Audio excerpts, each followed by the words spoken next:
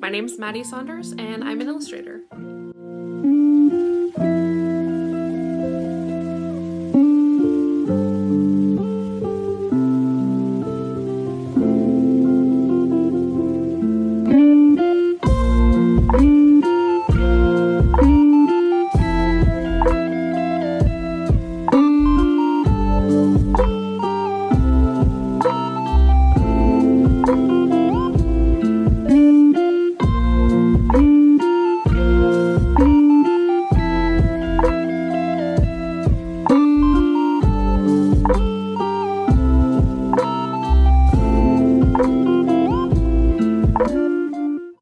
My work deals with human nature, body image, and kind of finding big moments in little mundane events that happen in our lives.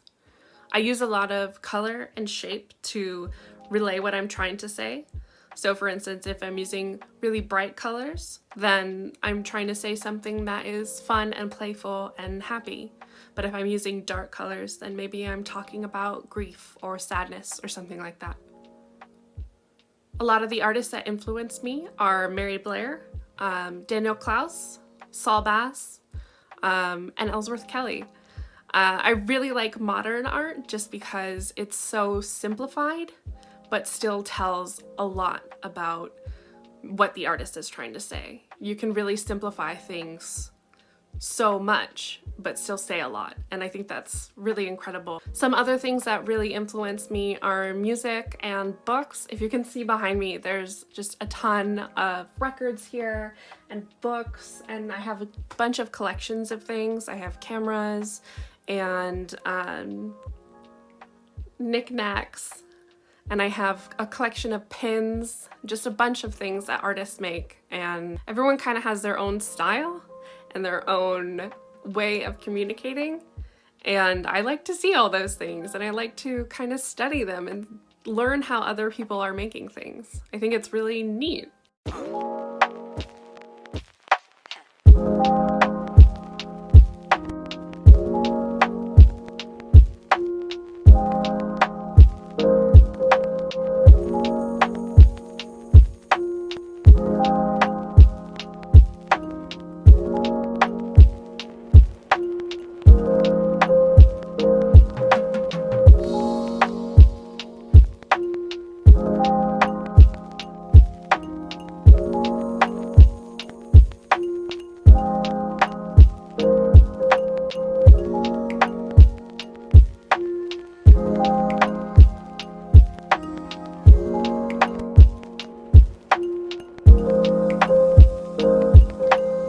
I started out always kind of knowing that I wanted to do art.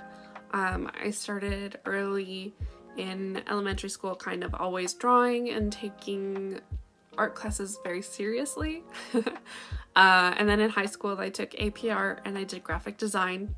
And then once I reached college level, I went to PCC for a couple years and I studied art there. I did all my fundamental classes like figure drawing and painting, and I did kind of extracurricular art classes as well. Kind of like, I took film, I took printmaking and sculpture.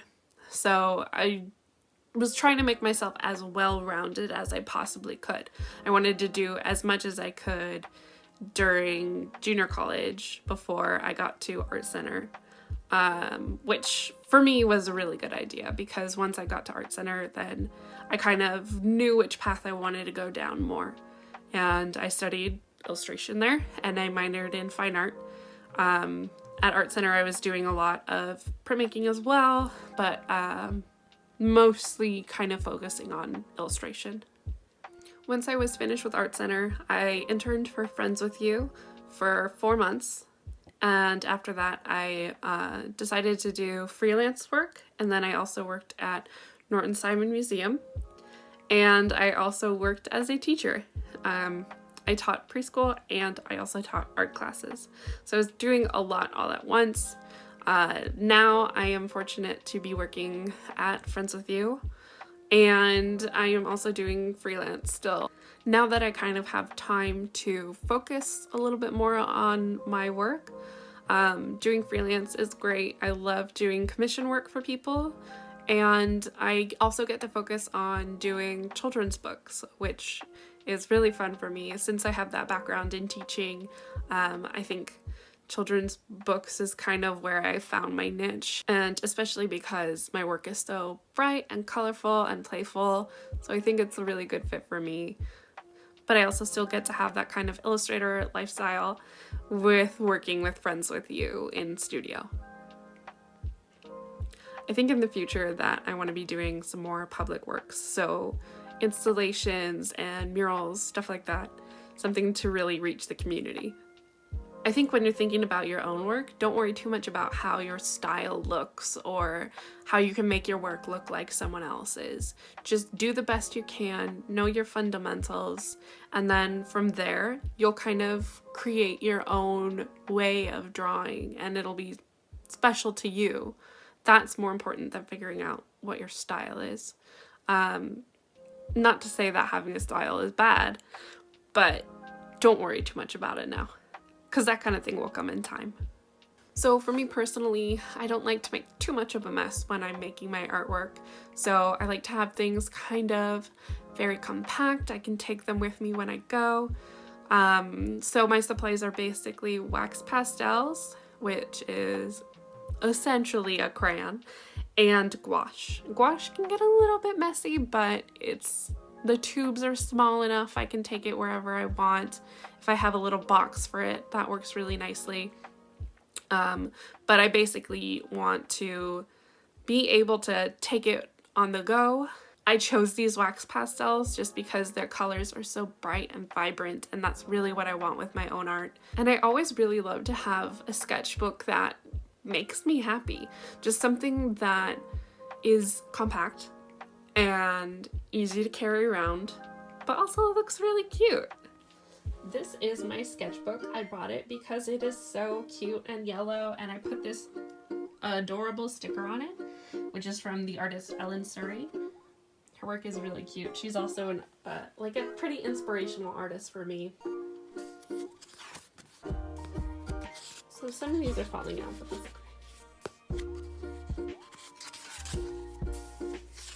I use gouache and wax pastel in all of these.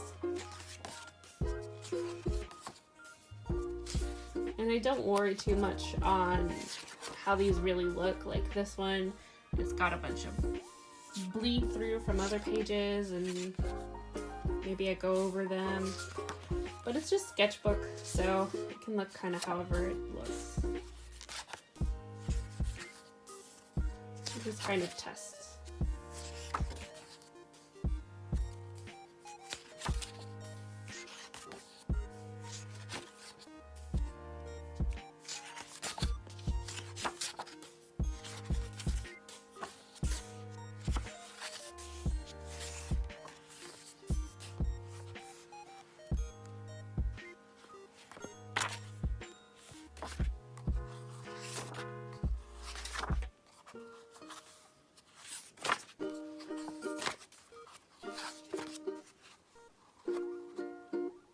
That's cute.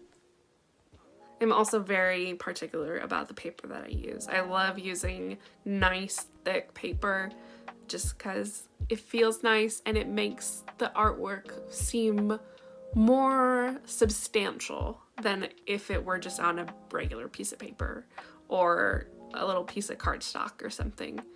And I like using weird sizes, so that also creates like a little bit of interest. So here's a few practice pieces that I've done. A few of them aren't finished yet, like these two up here are not finished. But they're just practice, and they're pretty small. They're just for me to figure some things out. This one's a little zine, just super quick doodles. And I have a few pieces here that were done for clients.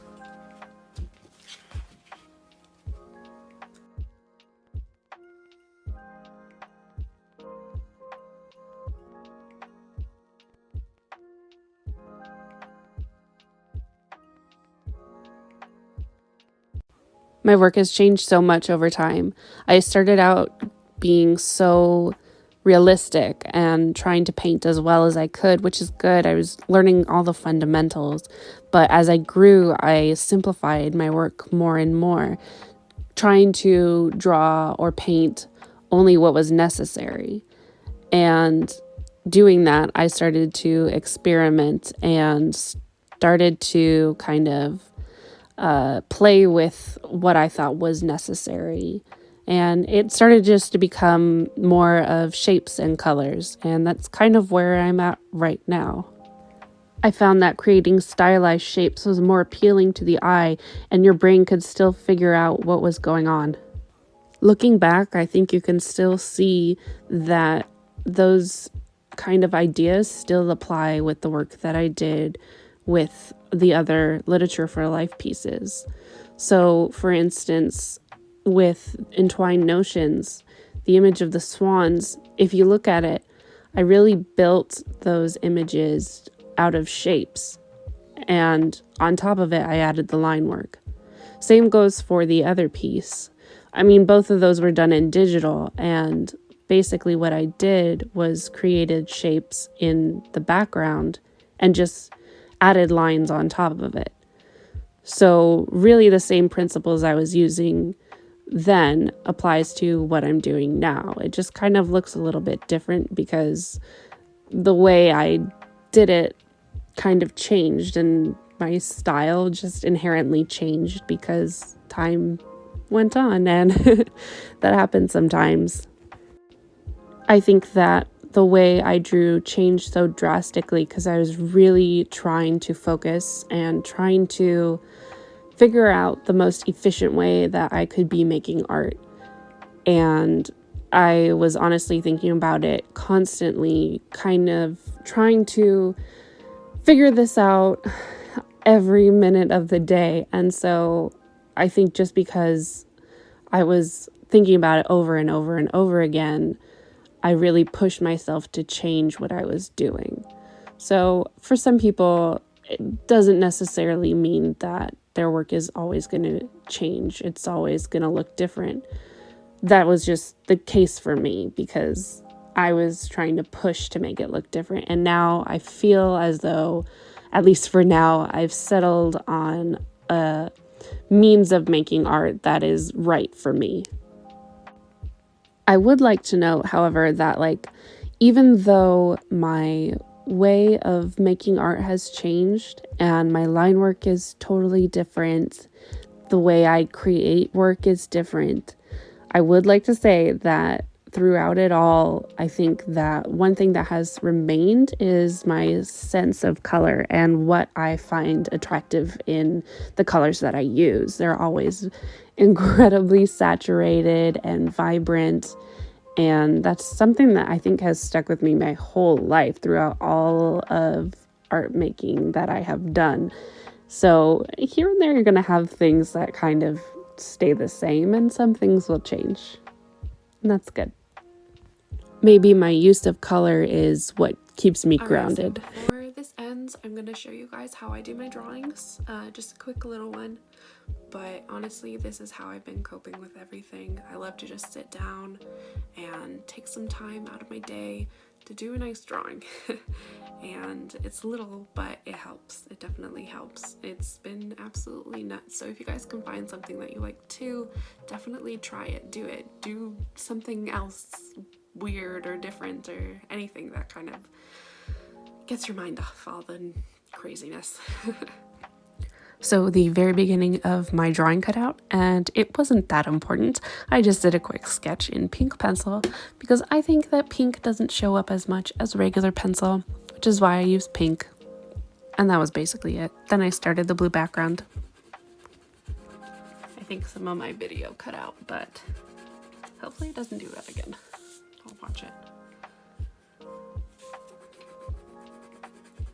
If it cut out before what I was saying to experiment with different art supplies and see what you can do with the different art supplies. Experiment like layering or collage or like anything.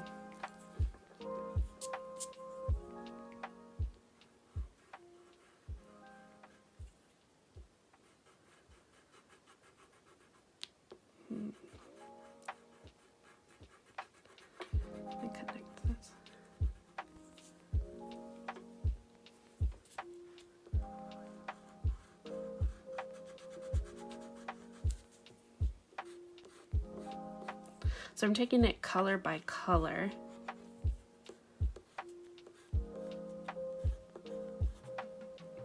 Just because, I don't know, that's how I'm accustomed to doing it.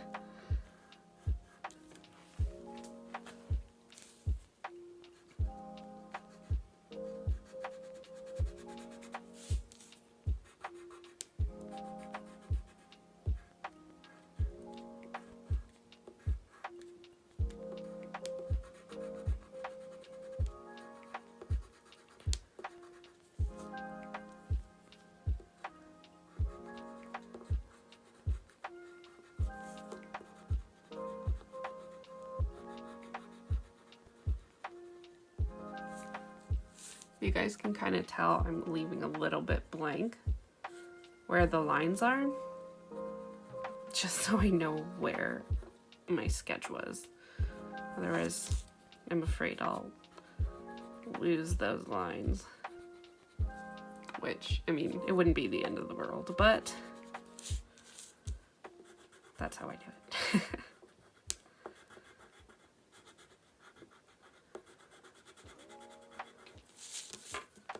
Oops. The awesome thing with this is if you make a mistake, it's super easy to go over, especially with this color, but it's gone.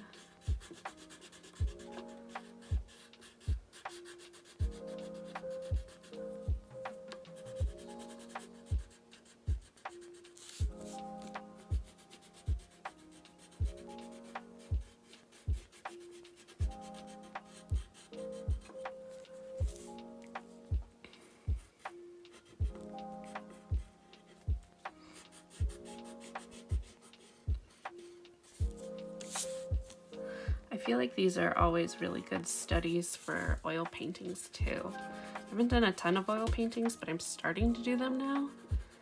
And the way these crayons work, it's really good for kind of separating the colors and seeing how things work on a small level. And then when I get to oil painting, I can make it big.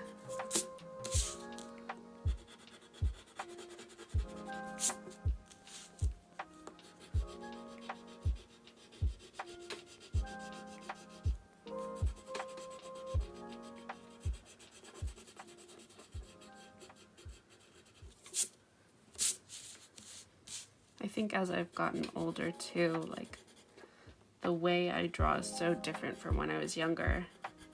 My drawings used to always be like, the lines that I would draw would always be very light. I feel like they were a lot more timid, but now I'm just like bearing down on this crayon like like crazy. I'm way more heavy-handed than I was when I was younger. I think that just is, I have more confidence in what I'm doing, I guess. More confidence that like, it's okay if I make a mistake.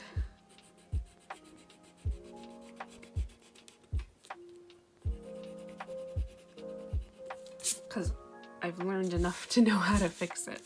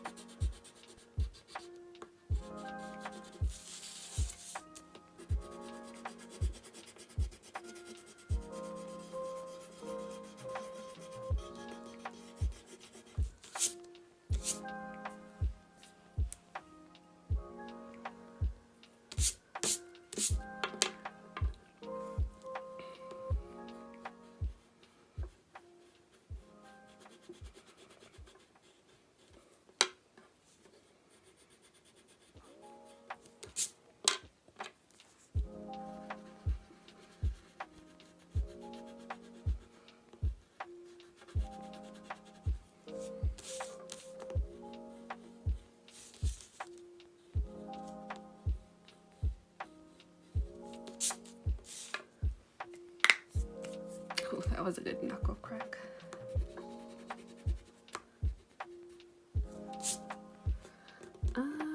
Let's see, green or red? How about both? How about both?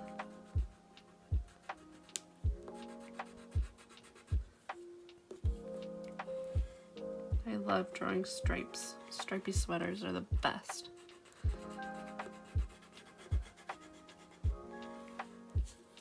Like, I draw so many stripy sweaters, you might think like, oh, does that mean something? Or no, I just really like stripy sweaters.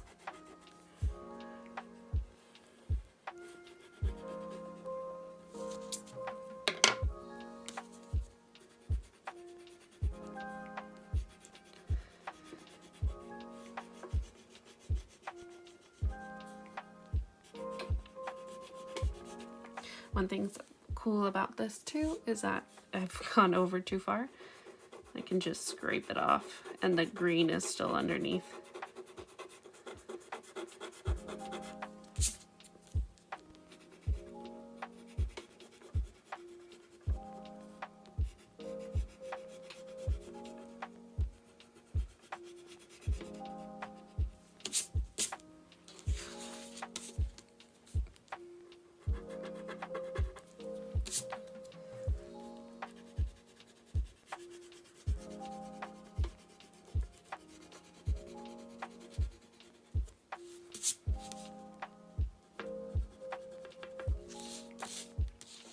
Okay, so this is what I normally do in gouache, but I'm just gonna do it in pencil this time,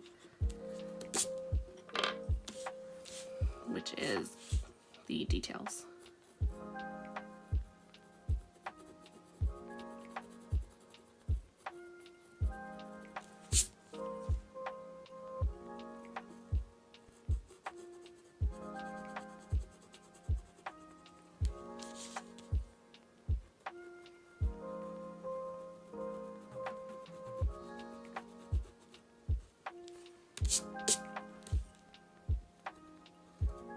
I've done this so fast, so it looks a little weird, but